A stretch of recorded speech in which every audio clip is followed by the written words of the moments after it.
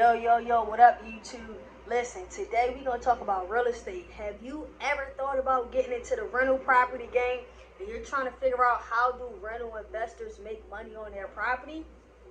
Well, you guys already know, man. We talk about credit on this page. We talk about real estate as well. So we're going to go over how to find a cap rate on a rental property, right? Now, first, a rental property investor is an investor who has buy-in whole property and they're using that property to rent out to tenants. The goal is they are looking to make cash flow on their property, which is profit after all expenses is paid. So we have an example here we're going to go through, and we're pretty much just going to talk about the basics of finding the numbers, right? So let's say we have a gross income on a property. Let's say we got a 3-bedroom, 1 bath. So let's say we got 3 beds, 1 bath, and we're renting it out for $1,000 a month, right? So the rental price is $1,000 a month, right? For the rent, $1,000 a month will bring us to this gross income of $12,000 or $12K a year, right? So we got $1,000 a month. We renting a 3-bedroom, 1 bathroom. Our gross income is gonna be $12K, right?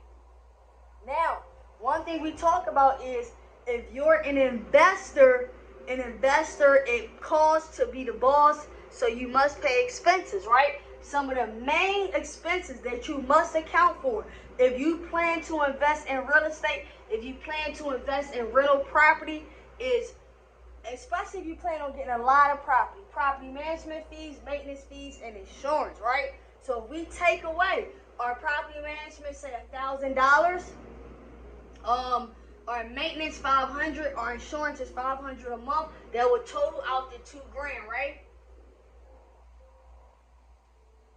So after we deducted our operating expenses, right? This $2,000 is our operating expenses that we're paying to maintain this rental property, right? So our operating expenses, which is a term we use here in real estate, that brought us to the net income of $10,000, right? We started with a gross income of $12,000 because we're renting a property for $1,000 a month. Our property management, maintenance, and insurance fees comes to $2,000 a month, which leaves us with a net. Your net income is your gross income minus expenses is how you find your net income, right? So we got a net income of $10,000 a month. Our purchase price. This is super important because remember, when we are trying to find a cap rate, we are trying to find the ROI, which is return on investment, right? How much money or dollars did I put down, and how much money did I make on that portion of the money that I put down, right? So the purchase price for the property is $50,000. We have a net income of $10,000.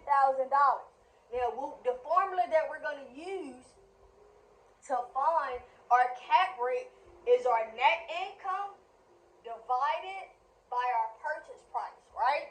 And we have to turn that into percentage. So 0.20 is going to equal a 20% cap rate.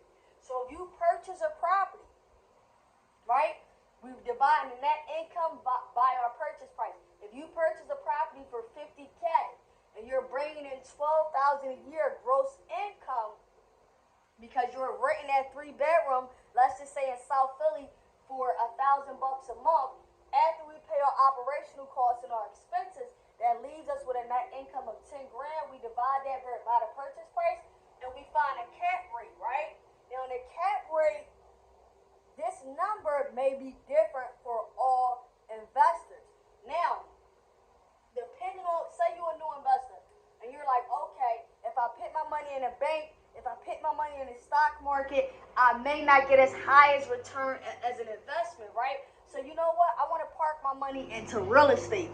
This is where the cap rate, the rate on return, right, the ROI, the return on our investment is how we're able to figure out that number by doing a simple formula and a math equation. Now, granted, these numbers can change if the rental rate changes. These numbers can change if our purchase price going to shift our cap rate either to a higher percentage or to a lower percentage, right? So if this $1,000 a month, say it was 500, this number is going to be cut in half if we use these same exact numbers, but we was only getting 500 for the property a month, and let's just say our purchase price was the same, right? So the numbers is going to vary, guys, but this is very simply how you find a cap rate. We want to divide our net income divided by our purchase price after we deduct our expenses. All right, after we deduct our expenses, because one thing about it, when you have a rental property, is you will have maintenance, you will have repairs and things like that that needs to get taken care of. You want to have insurance on the property just in case of any type of events such as floods, anything that may happen such as floods, fires in your house. You want to make sure you have insurance so that you are covered. So these numbers are super important. We're not just basing numbers, right? Even when we're running numbers on a flip, we're not just basing numbers and guessing. We're making sure that we are calculating what we know can happen with rental property, what we know can happen when you have tenants and when you have other people living in your property, guys. So make sure when you are finding your cap rate, we are doing our operating expenses, seeing how much it's actually costing us to maintain that property, and then we're going from there, man. So I want to make sure you guys have all the knowledge, all the game that you need if you plan on getting into this real estate game. So I want to give you guys how to find a cap rate on rental property. If you like this video, make sure you guys like, subscribe, follow, leave a comment. Visit the website, preciouscredit.net. If you need help on the credit side of things, that'll help you actually be able to jump in the real estate market. And I'm going to see y'all next time. Peace.